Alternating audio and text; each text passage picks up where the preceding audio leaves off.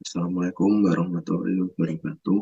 Perkenalkan, saya Muhammad Riyadi dengan NIM 811142149 dari Rombel Ilmu Hukum 10.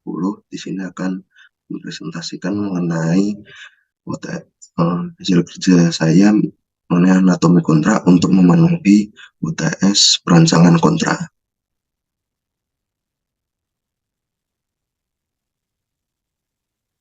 Di sini kontrak adalah hubungan antara dua pihak atau lebih untuk mencapai sepakat yang kemudian akan menimbulkan akibat hukum. Yang dibutuhkan dalam perancangan kontrak apa saja sih? Yang pertama adalah kemahiran dalam merancang struktur kontrak sesuai dengan karakteristik dari masing-masing kontrak. Yang kedua, membuat analisa kajian dan interpretasi sehingga dapat memenuhi satu, syarat sahnya perjanjian, dua, asas hukum, tiga, peraturan perundang-undangan yang berlaku. Anatomi kontrak berkaitan dengan letak dan hubungan antara bagian-bagian yang lainnya. Lalu jenis kontrak. Kontrak sendiri yang kita ketahui dibedakan menjadi dua macam, yaitu kontrak di bawah tangan dan kontrak notaril. Keduanya mempunyai struktur dan anatomi kontrak yang sedikit berbeda. Anatomi kontrak notaril sendiri terdiri dari tiga bagian. Yang pertama adalah awal akta atau kepala kontrak, kedua badan akta atau badan kontrak, dan yang ketiga adalah penutup akta atau penutup kontrak. Ini sesuai dengan yang terdapat pada pasal 38 Undang-Undang Nomor 30 Tahun 2014 tentang jabatan notaris. Lalu di sini awal akta atau kepala kontrak sendiri sebagaimana yang telah dijelaskan dalam pasal 38 ayat 2 Undang-Undang Nomor 30 Tahun 2014 tentang jabatan notaris. Awal akta atau kepala kontrak memuat satu, judul akta, kedua, nomor akta, yang ketiga, jam, hari, tanggal, bulan, dan tahun, dan yang keempat, nama lengkap dan tempat atau kedudukan notaris. Lalu kemudian badan akta atau badan kontrak.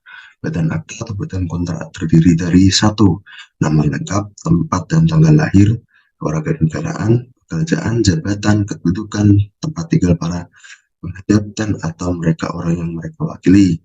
Kedua, keterangan mengenai kedudukan bertindak penghadap. Yang ketiga, isi akta yang merupakan kehendak dan keinginan dari pihak yang berkepentingan. Dan yang keempat, nama lengkap, tempat dan tanggal lahir, serta pekerjaan, jabatan, kedudukan, dan tempat tinggal dari tiap-tiap saksi pengenal.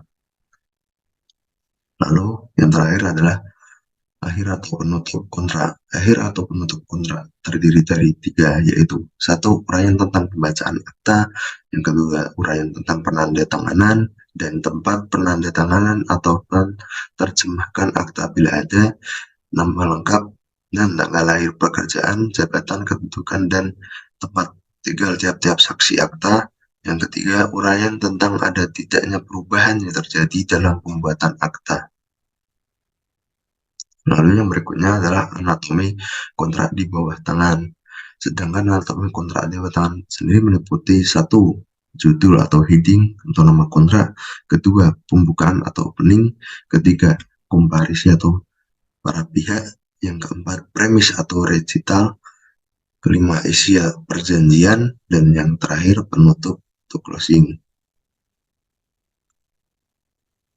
Sekian presentasi yang bisa saya berikan. Sebelum itu saya akan menampilkan salah satu contoh surat perjanjian dalam kontrak.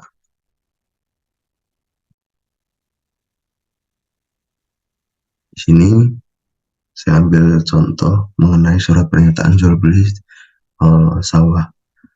Di sini terdapat bagian dari kepala kontrak, lalu di sini adalah badan untuk kontrak. Badan kontrak sendiri terdiri dari untuk isi dari atau isi dari kontrak tersebut, dan yang terakhir adalah bagian penutup.